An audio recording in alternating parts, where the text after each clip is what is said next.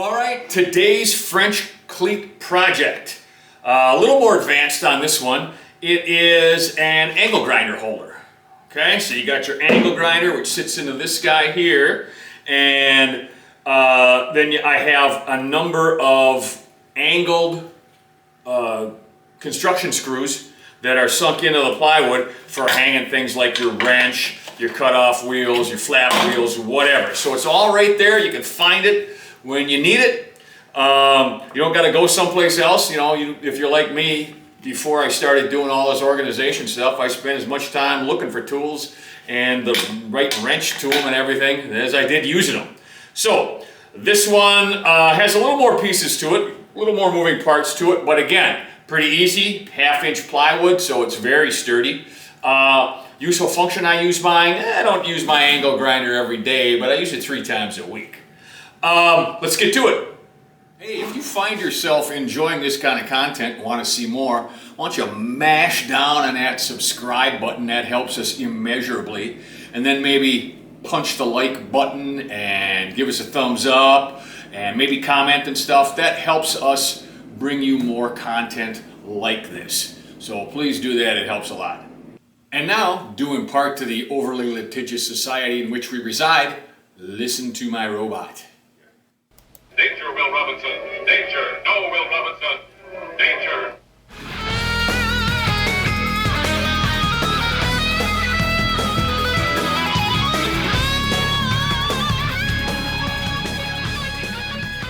Okay, so here's the file as you would receive it from us. It's super simple.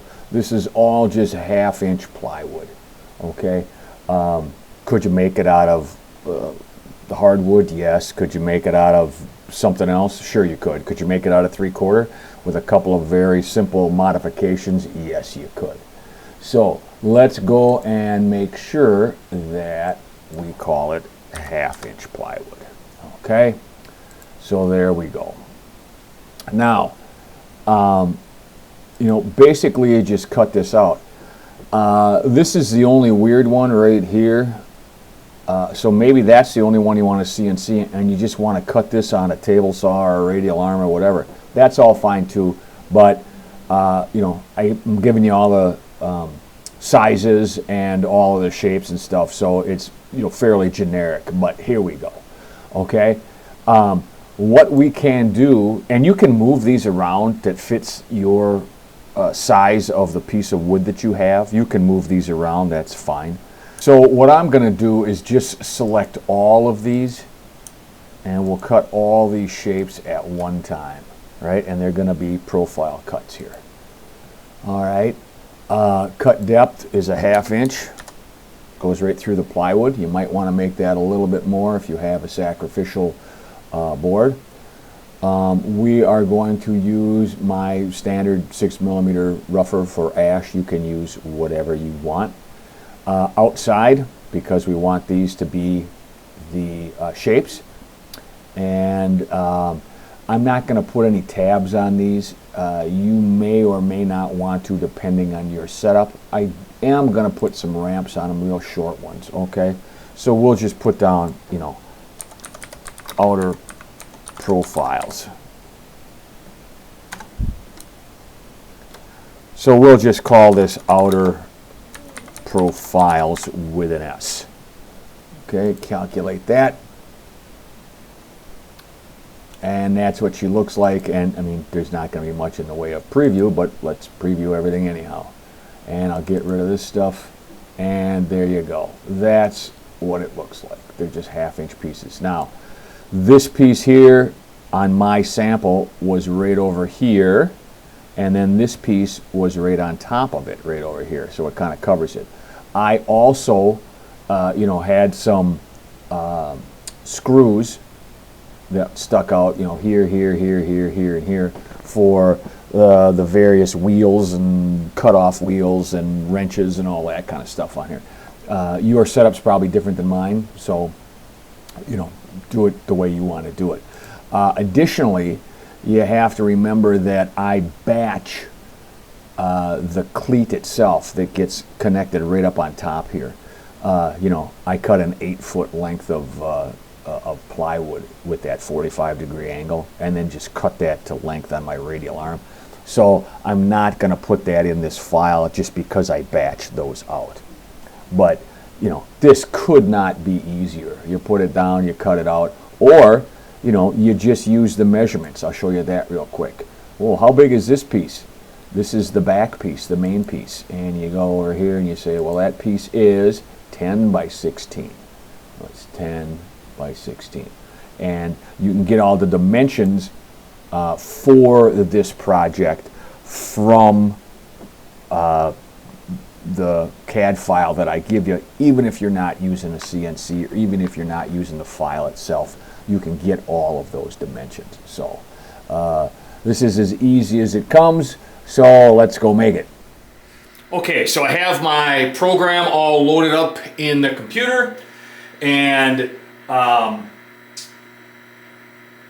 have this big piece of plywood. Why? Because it's a piece that I had, and I'm just going to cut that out of this piece of plywood. I have it programmed for my 0 that I won't waste any plywood. In other words, I'm not going to cut it out of the middle. I'm going to cut it out down here.